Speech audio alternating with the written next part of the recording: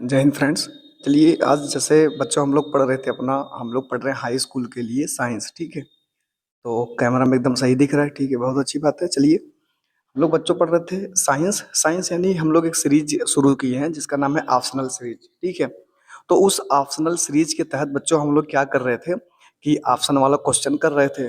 ठीक है, कि जैसे अब देखिए यहाँ पे एक हमारा मेन टारगेट ये है कि जैसे थोड़ा सा भले हम लोग कम ही करेंगे, यानी एक वीडियो में जो क्वेश्चन हो सकेगा वही करेंगे। ठीक है, लेकिन चीज़ों को इतना अच्छे से रिवाइज करेंगे कि फिर आने वाले टाइम में जैसे दिक्कत ना पड़े। जैसे अब तो पेपर आने वाला है। ठीक है, तो एक ही बार ये मान के चलिए कि इस बार ये जो रिवीजन हो रहा है ये लास्ट रिवीजन है। ये कैसा रिवीजन है? Last revision.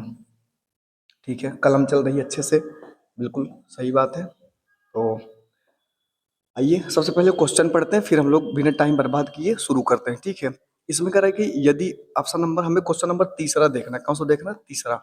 तीसरे में है कि यदि किसी वस्तु को एक दर्पण के सामने निकट रखने पर प्रतिबिंब सीधा बने। प्रतिबिंब कैसा बने? सीधा। और उसके बाद किंतु दूर रखने पर उल्टा प्रतिबिंब बने। ठीक है, मतलब अगर दर्पण के पास रखेंगे हम लोग वस्तु को तो प्रतिबिंब फ्रेंड्स यहाँ पे सीधा बनेगा। ठीक है, लेकिन अगर दर्पण से दूर रखेंगे तो कैसा बनेगा? उल्टा। तो कह रहे हैं कि वो कौन सा दर्पण है। ठीक है, आइए बताते हैं कौन सा दर्पण है। तो अब देखिए, दर्पण जो है मेनली होते हैं कितने प्रकार के? तीन प्रकार के, मतलब दर्पण तो दो ही प्रकार के होते हैं। ठीक है, आइए उसको समझते हैं, उसकी क्वालिटी के बारे में समझेंगे, फिर उसके बाद आगे चलेंगे। ठीक है, ऐसा नहीं कि हम टिक लगा दें फिर आगे बढ़ जाएं। ठीक है, तो ये कोई बात नहीं है। आइए यहाँ पे हम सबको समझाते हैं। जैसे जो दर्पण होते हैं फ्रेंड्स, ये जैसे कोई दर्पण है। ठीक है, अब दर्पण जो होते हैं मेनली दो प्रकार के होते हैं। कौन सा? एक होता है समतल। कौन सा होता है? समतल। और दूसरा जो होता है, दूसरा होता है गोलीय दर्पण। कौन सा? गोली। ध्यान देना, एक समतल दूसरा गोली। ठीक है, अब गोली दर्पण फिर से दो प्रकार के होते हैं। एक पहला कौन सा होता है? उत्तल। पहला कौन सा होता है? उत्तल। दूसरा होता है अवतल। कौन सा होता है फ्रेंड्स? एक होता है, इसको बोलते हैं प्लेन मिरर, और इसको बोलते हैं सर्कुलर यानी गोली दर्पण। ये होता है कॉन्वेक्स दर्पण, मतलब कॉन्वेक्स मिरर। ये होता है कॉनकेव मिरर। ठीक है, उस दिन एक चीज बताया था, अगर आप लोगों को याद हो फ्रेंड्स, तो बच्चों उस दिन ये बताया था, ये जो उत्तल दर्पण है ना, इसी का एक नाम और है, उसको कहते हैं अभिसारी। सॉरी, अभिसारी नहीं, ये तो लेंस में होता है। ठीक है, ये होता है किसमें? लेंस में। ठीक है, तो अब देखिए ये दर्पण इतने प्रकार के होते हैं, हम लोग समझ गए हैं। ठीक है, अब आइए समझते हैं कि इनमें प्रतिबिंब बनता कैसे है। ठीक है, जब ये जान जाएंगे प्रतिबिंब बनता कैसे है, तब हम ये आराम से टिक लगा देंगे आखिर ये क्या है। ठीक है, आइए पहले प्रतिबिंब देखते हैं कैसा प्रतिबिंब बनता है इन सब में। एक मिनट, इसको थोड़ा सा बड़ा कर दें, जल्दी मिट जाएगा। तो आइए इसको मिटा के उसके बाद चलते हैं, यहाँ पे करना शुरू करते हैं। ठीक है, तो फ्रेंड्स यहाँ पे होता क्या है बच्चों, हम एक मिनट रुकिए पेन बदल लें। ठीक है, जैसे यहाँ पे हमारे पास सबसे पहले बात करेंगे समतल दर्पण की। किसकी? समतल। ठीक है, सबसे पहले अगर समतल की बात करते हैं तो मान लीजिए ये कोई दर्पण है। ठीक है, ये कोई क्या है? दर्पण।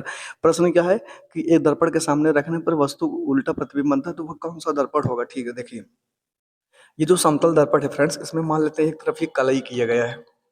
ठीक, एक तरफ रंगा गया है। अगर इसके सामने कोई वस्तु रखते हैं, जैसे मान लीजिए ये वस्तु है ए बी। कौन सी वस्तु है? A B. समतल दर्पण की पहचान ये होती है कि अगर उसके सामने कोई वस्तु हम लोग रखे हैं सीधी, तो उसका प्रतिबिंब भी ना सीधा ही बनेगा। जैसे अगर ए बी रखा गया है तो इधर इधर भी सेम वही बनेगा, ए ऊपर रहेगा बी नीचे। यानी पहली चीज क्या है कि अगर वस्तु सीधी रखी गई है तो प्रतिबिंब भी सीधा बनेगा। ध्यान देना। ठीक है, पहला क्या है कि अगर वस्तु सीधी रखी गई है तो प्रतिबिंब भी सीधा बनेगा। ठीक है, पहला चीज क्या है। और दूसरी चीज क्या है कि जो दूरी होगी, यानी दर्पण से जितनी दूरी पर वस्तु रखेंगे उतने दूरी पर प्रतिबिंब बनेगा। ये दूसरी क्वालिटी है। ठीक है, और तीसरी क्वालिटी क्या है कि जो समतल दर्पण होता है, समतल दर्पण। ठीक है फ्रेंड, जो समतल दर्पण होता है इसमें क्या होता है कि वस्तु काल्पनिक, मतलब प्रतिबिंब जो होता है काल्पनिक होता है। कैसा होता है? काल्पनिक। ठीक है, तो समतल दर्पण की क्या पहचान है? पहला, समतल दर्पण। समतल दर्पण में पहला वस्तु जो है ना सीधा बनता है। कैसा बनता है? सीधा। जब पहला सीधा बनता है, दूसरे नंबर क्या है कि पहला सीधा बनता है, और दूसरी नंबर क्या है कि आभासी बनता है। क्या बनता है? आभासी। आभासी बनता है। ठीक है, दूसरी चीज क्या होता है कि जितना बड़ा वस्तु रहेगा उतनी बड़ी प्रतिबिंब बनेगी। यानी अगर अगर वस्तु 2 सेंटीमीटर की है तो प्रतिबिंब भी 2 सेंटीमीटर का ही बनेगा। यानी बराबर बनता है। क्या बनता है? बराबर। लंबाई में कैसा बनता है? बराबर। ये फ्रेंड्स पहचान है किसकी? ये पहचान है समतल दर्पण की, ठीक है। अब आइए दूसरी चीज को हम लोग करते हैं, देखते हैं दूसरी चीज क्या होती है। अब ये सब पहले इसकी कैटेगरी लिख देते हैं, ठीक है। ठीक है, अब ये हो गया। अब हम आते हैं उत्तल दर्पण में। किस में आते हैं? उत्तल। ठीक है, उत्तल की पहचान देखते हैं। ये पहला हो गया। दूसरा देखेंगे उत्तल। दूसरा क्या देखेंगे? उत्तल। अब देखिए, जो उत्तल दर्पण होता है ये हम लोग देखते हैं जो हमारा साइड ग्लास होता है। साइड ग्लास कहने का ये मतलब है कि जो गाड़ियों में या फिर मोटर वाहनों में जो साइड ग्लास नहीं होता जिससे पीछे की चीजें देखते हैं, ठीक है, वो होता है हमारा उत्तल दर्पण। वो क्या होता है? उत्तल दर्पण। तो उसकी कैटेगरी क्या होती है? जैसे ये मान लीजिए कोई उत्तल दर्पण है। ये क्या है? उत्तल दर्पण, ठीक है। अब उत्तल दर्पण की पहचान क्या होती है फ्रेंड्स? देखिए, उत्तल दर्पण में जो प्रतिबिंब होता है, जैसे आप लोग अगर कभी देखे होंगे तो वहां पे अगर अपना मुंह देखते हैं तो फिर उसमें क्या होता है कि जितना बड़ा आपका फेस होता है, इतना बड़ा फेस नहीं, उससे छोटा दिखाई देता है। तो पहली चीज, प्रतिबिंब छोटा बनता है। कैसा बनता है? छोटा। ये इसके नीचे का है। पहली बात, प्रतिबिंब छोटा बनता है, ठीक है। दूसरी बात क्या होता है कि सीधा बनता है। कैसा बनता है? सीधा। ठीक है। अच्छा, उसमें प्रतिबिंब सीधा भी बनता है, ठीक है। तीसरी चीज क्या है कि उसमें भी ना प्रतिबिंब आभासी होता है। कैसा होता है? आभासी, ठीक है। ये हो गया। अब आइए चलते हैं अवतल दर्पण की तरफ। किसमें चलते हैं? अवतल की तरफ, ठीक है। तो ये थर्ड वाला रहेगा हमारा अवतल। अवतल के लिए क्या होता है फ्रेंड? जैसे अगर अवतल में हम बता देते हैं क्या होता है। देखिए, अवतल में हमारा प्रतिबिंब जो है, पहली बात तो उल्टा बनता है। कैसा बनता है? उल्टा। दूसरा क्या होता है? आभासी बनता है, ठीक है। तीसरा प्रतिबिंब अवतल में क्या होता है कि वस्तु से मतलब उल्टा बनता है, आभासी बनता है, वस्तु से बड़ा बनता है। कैसा बनता है? बड़ा, ठीक है। तो देखिए, जो ये वाली कैटेगरी, ये वाली, ये वाली पहचान है समतल की, और ये वाली पहचान है उत्तल की, और ये वाली पहचान है अवतल की, ठीक है। अब देखिए, हमारा जो क्वेश्चन है, निम्नलिखित में से कौन सी पहचान को संतुष्ट कर रहा है? प्रतिबिंब जो किसी वस्तु का जो एक दर्पण के सामने रखने पर प्रतिबिंब सीधा बने किंतु दूर रखने पर उल्टा बने, तो उल्टा एक ही कैटेगरी में है। उल्टा किस में है? एक ही में। मतलब और बाकी किसी में उल्टा हबे नहीं किया, मतलब किसी में भी उल्टा नहीं, ठीक है। हम देख लें सही से आ रहा है कि नहीं आ रहा है। फ्रेंड्स एकदम ठीक आ रहा है। तो यहाँ पे ये देखना है कि जो उल्टा बनने की प्रकृति है, उल्टा सिर्फ एक में बन रहा है, वो भी अवतल में। किस में बन रहा है? अवतल में। तो ये अवतल दर्पण है, यही हमारा आंसर हो जाएगा। यही हमारा क्या हो जाएगा? आंसर। आई बात समझ में? ये हमारे, अच्छा अब हम मिटा के दिखा देते हैं आंसर आप सबको। देखिए, ये ये देखिए, यहाँ पे अवतल दर्पण है, यही हमारा आंसर। ये हमारा क्या फ्रेंड्स? आंसर। बात आई समझ में? तो अब आइए हम लोग चलते हैं अपने दूसरे पे।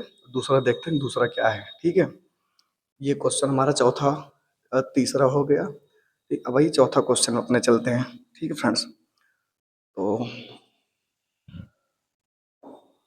चौथा, चौथे में क्या कहता है कि अवतल, हाँ ठीक है। चौथे में देखिए, चौथे में कह रहा है कि अवतल दर्पण के फोकस पर रखी वस्तु का प्रतिबिंब बनता है। यानी एक अवतल दर्पण है, उसका फोकस है, ठीक है। उसके फोकस पर, अब जैसे देखिए, अवतल दर्पण के फोकस कहने का ये मतलब है कि हम लोगों ने जब ये पढ़ा था, तो मतलब सबसे पहले जैसे देखिए, ये पी हो गया, ठीक है, ये हो गया एफ, तो यहाँ पे होता है सी। सी फार होता है सेंटर, है ना। और कह रहा है कि अगर किसी वस्तु को, जैसे देखो, हम लोगों ने 6 स्थिति पढ़ा था, बताएंगे नहीं, बस देख लो। पहली स्थिति यहाँ पे होती है, दूसरी केंद्र और अनंत के बीच में, तीसरी केंद्र पर, चौथा यहाँ, पांचवा। तो ये पांचवी स्थिति है। कौन सी स्थिति? पांचवी, ठीक है।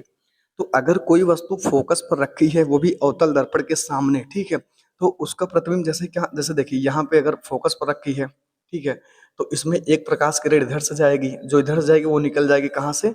यहाँ से निकलती है फोकस से।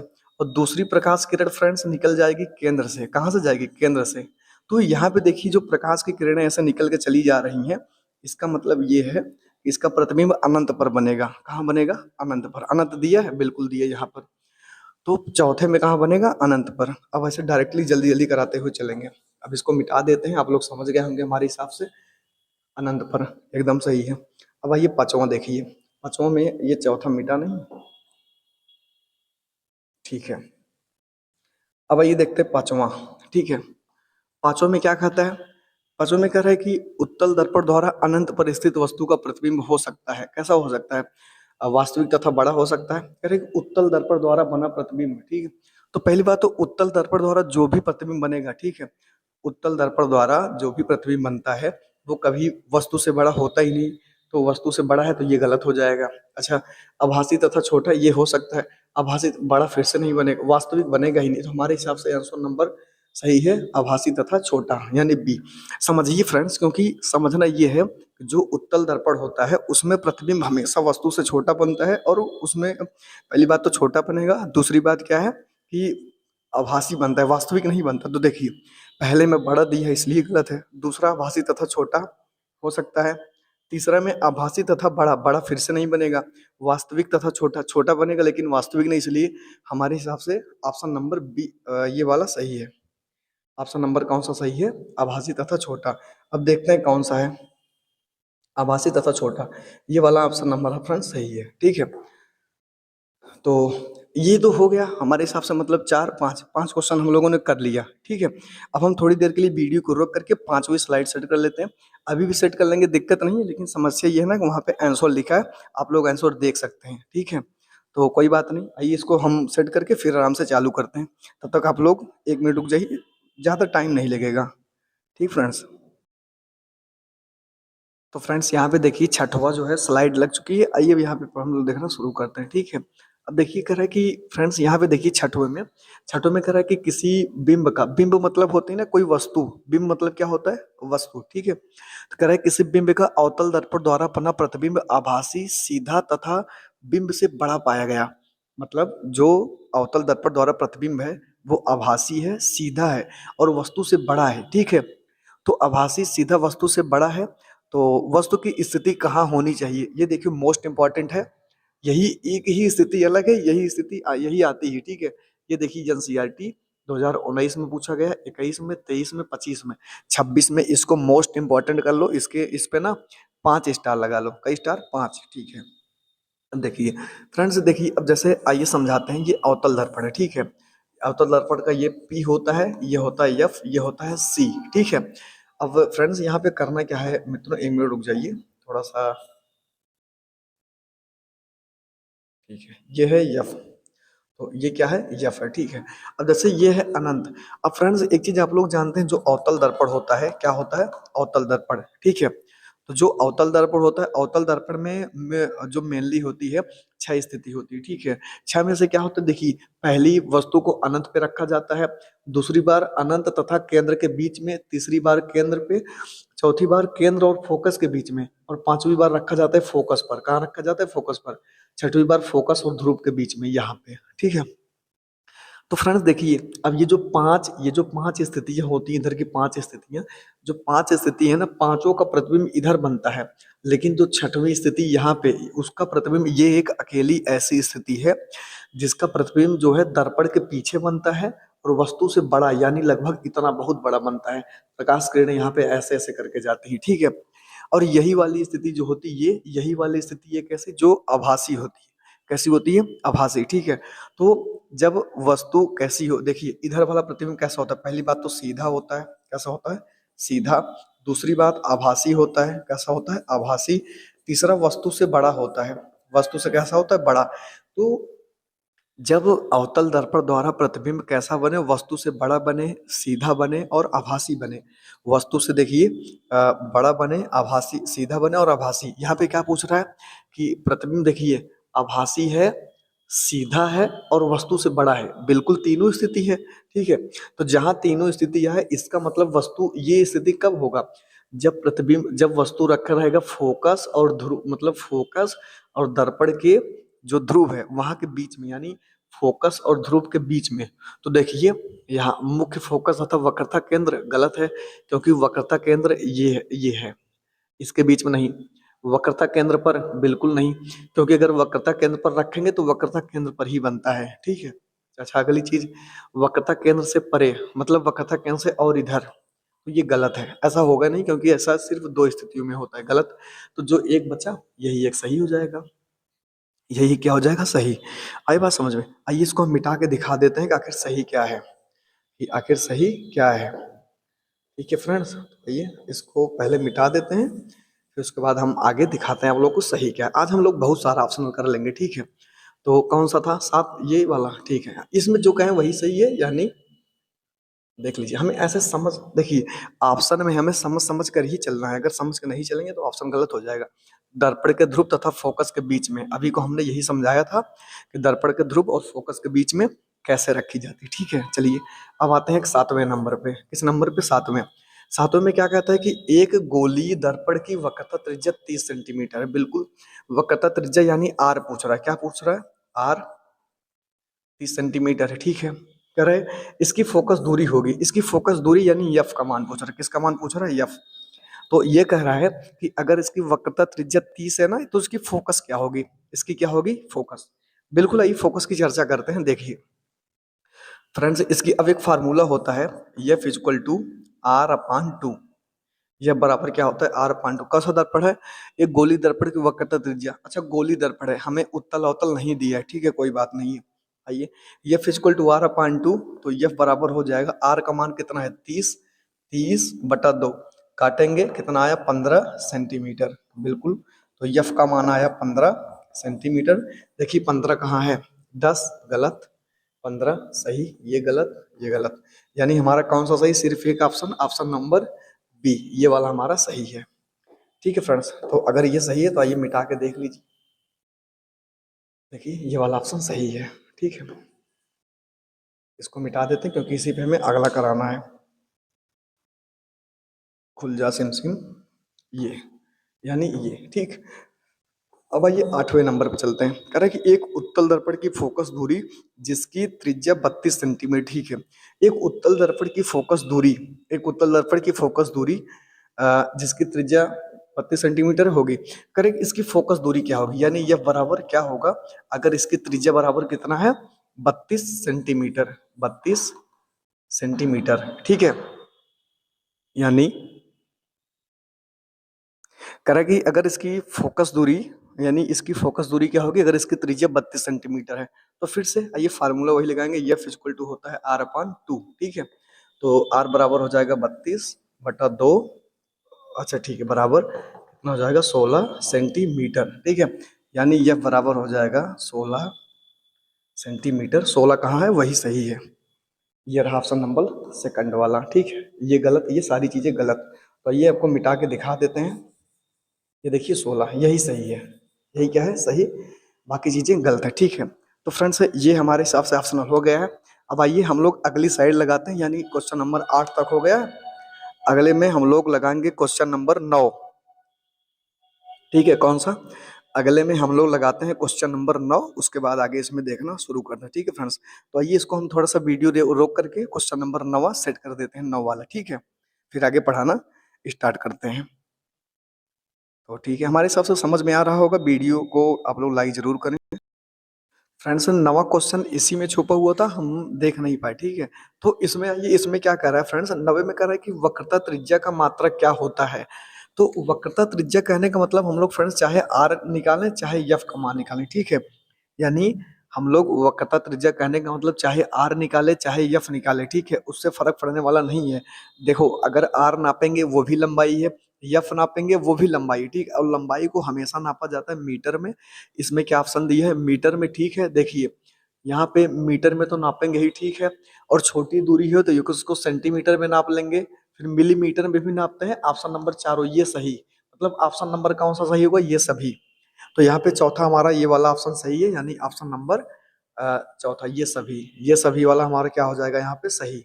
ये यानी ये वाला हमारा सही हो जाएगा, ठीक है। कोई दिक्कत वाली बात है? नहीं है। अब वही क्वेश्चन नंबर 10वां पढ़ते हैं। क्या पढ़ते हैं? 10वां। 10वां बहुत मजेदार है, हमारा जहां तक मन कर रहा है, बाकी आप लोग, हमें नहीं पता है कैसे। तो 10वां ये थोड़ा सा पढ़ के देखते हैं, देखिए। इसमें आराम से पढ़ना है। कैसे पढ़ना है? आराम से। देखिए कह रहा है कि निम्नलिखित में से अभिकथन ए के कथन के बाद कारण आर का कथन दिया गया, सही विकल्प चुने। पहला कथन ए, वक्रता केंद्र दर्पण का हिस्सा नहीं होता। वक्रता केंद्र दर्पण का हिस्सा नहीं होता, सही है गलत है? आइए देखते हैं। जैसे ये दर्पण है, ठीक है। ये क्या है? दर्पण, कोई भी दर्पण है ये। अगर सिर्फ दर्पण की बात की जाए तो और देखिए फोकस यहाँ पे होता है और उसके बाद वक्रता केंद्र यहाँ, तो ये तो दर्पण है। अब वक्रता केंद्र जो है दर्पण से बिल्कुल दूर है, तो ये दर्पण का हिस्सा नहीं होता, यानी वक्रता केंद्र दर्पण का हिस्सा नहीं होता, एकदम सही बात है। तो हिस्सा कहाँ गया, नहीं होता, ठीक है। यह परावर्तक सतह के बाहर स्थित होता है, बिल्कुल पहला वाला ऑप्शन सही है, यानी ए हमारा क्या है, सही है, कथन ए जो है सही है। कथन ए सही, उसको एक दरी लिख दिए, कथन ए सही, तो उसको एक जगह हम लोग क्या करेंगे, लिख देंगे, ठीक है। अब आइए कथन बी, कारण आर। आर क्या कारण है, कह रहा है कि गोलाकार दर्पण की परावर्तक सतह एक गोले का हिस्सा होती है, बिल्कुल। जो गोलाकार दर्पण होता है उसकी सतह जो होती है एक गोले का हिस्सा होता है, बिल्कुल होता है, क्योंकि उसी गोले को काट कर ही हम लोग उसको मतलब पेंट करके उसपे कलई करके उसके बाद उसको दर्पण बना देते हैं, ठीक है। बिल्कुल ये गोले का हिस्सा होता है, ये सही बात है। कहाँ गया, गोला परावर्तक दर्पण वाला, ठीक है। गोलाकार दर्पण परावर्तक सतह एक गोले, ठीक है, और इस गोले का एक केंद्र होता है, और इस गोले का एक केंद्र होता है, ठीक है। तो देखिए, जो गोलाकार दर्पण होता है परावर्तक सतह एक गोले का हिस्सा होता है और इस गोले का केंद्र होता है, ठीक है। यानी जो वक्रता केंद्र सी है, ये इससे बाहर स्थित होता है, एकदम सही बात है, ठीक है। नहीं होता, ये परावर्तक सतह के बाहर, ठीक है। और ये भी ऑप्शन मतलब आर, यानी आर और ये दोनों सही है। अरे कथन ए और कथन आर दोनों सत्य है, और कारण आर अभिकथन ए की सही व्याख्या है। कह रहा है कथन ए और कथन आर दोनों सत्य है, बिल्कुल दोनों सत्य है, और कारण आर अभिकथन ए की सही व्याख्या है, बिल्कुल सही व्याख्या है। तो ये वाला हमारा ऑप्शन क्या है, ये वाला ऑप्शन सही होगा। अब आइए दूसरे स्लाइड में चलते हैं, इसको हम लोग देखते हैं इसमें क्या कहता है, ठीक फ्रेंड्स। तो ये 1 मिनट रुकिए, हम निकालते हैं इम्पोर्ट इमेज, उसके बाद M I U I image, उसके बाद ये तीसरा, ठीक है, तीसरा। तो अच्छा ठीक है, कह रहा है कि देखिए हमने जो बताया था, अच्छा थोड़ा इसको ना हम जूम कर लेते हैं, 1 मिनट रुक जाइए आप लोग, इसको थोड़ा सा जूम कर लेते हैं। देखिए वो वहां पे, वो वाला वहां पे लिखा गया है, ठीक है। देखिए इसमें कह रहा है कि अभिकथन, ठीक है, कह रहा है अभिकथन ए और कारण आर दोनों सत्य है, लेकिन कारण आर अभिकथन ए की सही व्याख्या नहीं करता, ये गलत है। ए सही है, बी सही, दोनों सही है, दोनों सही है, लेकिन आर जो है ए की व्याख्या करता है, बिल्कुल। अब देखिए, अभिकथन ए सत्य है लेकिन कारण असत्य है, ये गलत है, मतलब एक असत्य नहीं है, सब सत्य है। अभिकथन ए सत्य है लेकिन कारण असत्य, ये असत्य, ये भी गलत है। तो सिर्फ पहला वाला सही है, हमने बिना देखे देखा था, देखिए पहला सही हो गया। पहला क्या सही है कि यहाँ पे अभिकथन ए और कारण आर दोनों सत्य है, बिल्कुल, मतलब ए भी सत्य है, आर भी सत्य है। सत्य क्यों है, हमने पढ़ के बताया था, ठीक है। उसके बाद और कारण आर अभिकथन ए की सही व्याख्या करता है, बिल्कुल सही है। तो इसका मतलब हमारा ऑप्शन नंबर जो ए है, हमारा ऑप्शन नंबर ए ही सही था। हम एक बार आपको ऑप्शन नंबर ए दिखा देते हैं, आप लोग 1 मिनट रुक जाइए। ऑप्शन नंबर ए हम दिखाने की कोशिश कर, लेकिन ये तो इसको ऊपर आ गया है। यहाँ पे अगर आप लोग देखें तो यहाँ पे इसको 1 मिनट की हम स्लाइड ना, इसको थोड़ा उधर लगा देते हैं। हाँ जैसे देखिए, वो तो सही था, यहाँ पे देखिए, यहाँ पे ये ऑप्शन नंबर कहाँ गया, 14, 15, 16, 17, अच्छा ये वाला आ गया। कोई बात नहीं है, चलिए ठीक है फ्रेंड्स। तो आज के लिए इतना ही, हम मिलते हैं अगले वीडियो में। हमारा 10 क्वेश्चन हो गए, हम लोग 11वें से करना स्टार्ट करेंगे, ठीक है। मिलते हैं नेक्स्ट वीडियो में, तब तक के लिए जय हिंद। आप लोग वीडियो को शेयर लाइक सब्सक्राइब जरूर करिए, ठीक है। मिलते हैं नेक्स्ट, अच्छा यहाँ पे एकदम अच्छे से समझा, जो समझ में ना आए उसको फ्रेंड्स आप लोग बच्चों उसको कमेंट जरूर करिए, ठीक है। एकदम और अच्छे से हम बताने की कोशिश करेंगे। अब मिलते हैं नेक्स्ट वीडियो में, तब तक के लिए जय हिंद। अब कैमरा बंद कर दें, अब लोग जाइए खेलिए कूदिए।